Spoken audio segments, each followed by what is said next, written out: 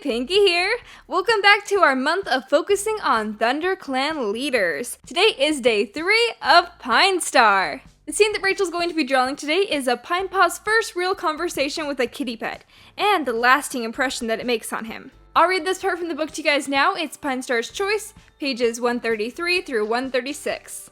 Pinepaw watched the other apprentices cover the needle-strewn ground and decided to head closer to the two-leg place in hope of finding something in the long grass at the edge of the trees.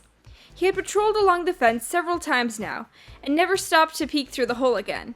He wasn't afraid of the lazy kitty pet, he told himself. He just didn't see any need to cross their path.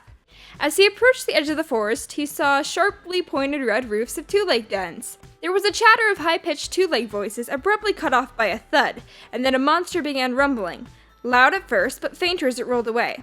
Pinepaw swerved around a dripping dock leaf, letting the scents of the forest fill his muzzle. There was definitely a hint of prey. Rabbit, possibly? And something else. Mustier, almost hidden beneath the scent of the rain-soaked leaves. A fallen tree lay ahead, the ground around it sandy and bare of grass, where the roots had been disturbed by the earth. Pinepaw crept towards it, pinpointing the scents to the roots that reached the air above the deep sandy hole. The air began to taste warm and furry. This is going to be a great catch, Pinepaw thought gleefully. Suddenly, there was an explosion from the trees behind him, and a deafening screech of barking. Pinepaw spun around to see a fox snarling at the edge of the grass. Her russet-colored hackles were raised and drool dripped from her teeth. Behind him, he heard the faintest of yaps from beneath the roots of the tree. His heart sank. He hadn't been following the scent of prey. He'd picked up the scent of some fox cubs. The mother fox took a step closer, and now Pinepaw could smell her breath, meaty and hot and foul. Her eyes gleamed with fury and hunger.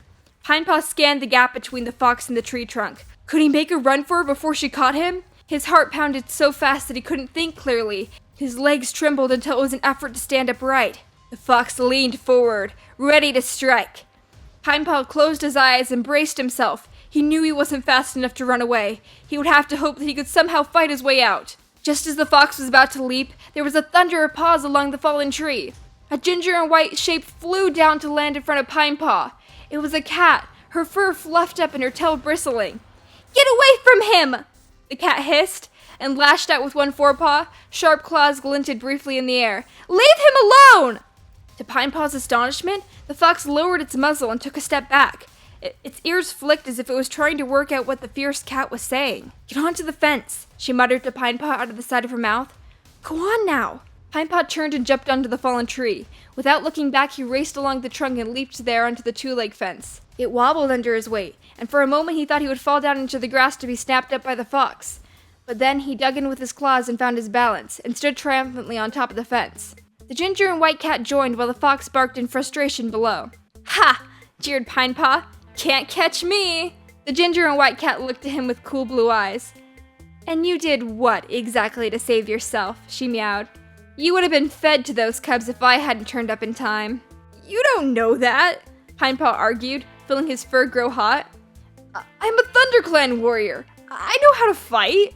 "You should also know not to come between a fox and her cubs," meowed the she-cat. "Clearly they aren't training warriors properly these days." "Are you from another clan?" Pinepaw asked, staring at her glossy fur. The she-cat rolled her eyes. "What, and chase prey all over the place trying to catch my dinner every day?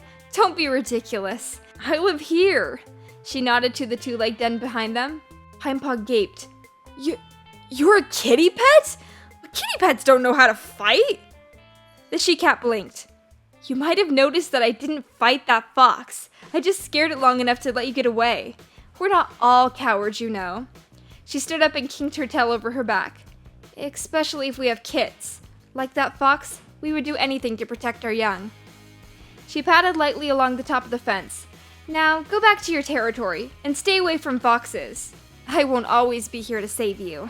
She jumped down into the bright green square of grass below the fence. Without looking back, she trotted to the two-leg den and vanished into a little gap in the wall. Pinepaw studied the stretch of ground between the fence and the trees. There was no sign of the mother fox. He guessed it had gone into its den under the fallen tree. He leaped down, holding his breath while the fence rattled beneath his hind paws. He crouched in the long grass for a moment. There was no movement. No fresh fox scent carried to him on the breeze. So he darted across the open ground to the safety of the pine trees. His second encounter with a kitty pet had been even more startling than the first, and as much as he hated to admit it, he certainly wasn't going to tell Miss Pelter's den mates what had just happened. He owed his life to that bold she-cat. Too late he realized that he hadn't thanked her, and I'll probably never see her again, he thought as he trotted through the trees towards the sound of his patrol. But he does meet the kitty pet named Crystal again about 6 moons later, when she's a mother, and Pinestar becomes very good friends with her son Jake. A lot happens in this little 91-page novella. Pinepaw is made into a warrior, and after his father Oakstar dies, Dowfeather becomes Dowstar and makes Pineheart her deputy, and he succeeds her as Pinestar and receives his 9 lives. Right after this, he runs into Crystal's son Jake for the first time since Jake was about half a moon old. But I'll save drawing a scene of Jake and Pinestar's friendship for Jake's speed paints. But in summary, Jake is a real comfort and friend to Pinestar after Moonflower dies, and Pinestar blames himself for listening to Goosefeather and leading his clan into such a ridiculous battle. And Jake introduces Pinestar to Shanty.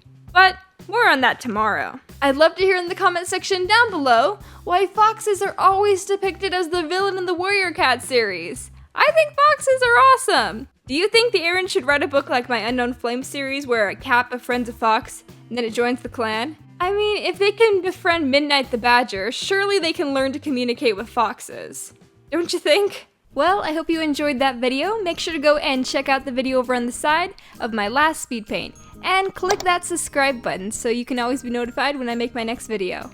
Alright guys, thank you all so much for tuning in. I'll see you soon with the next speed paint. Bye-bye!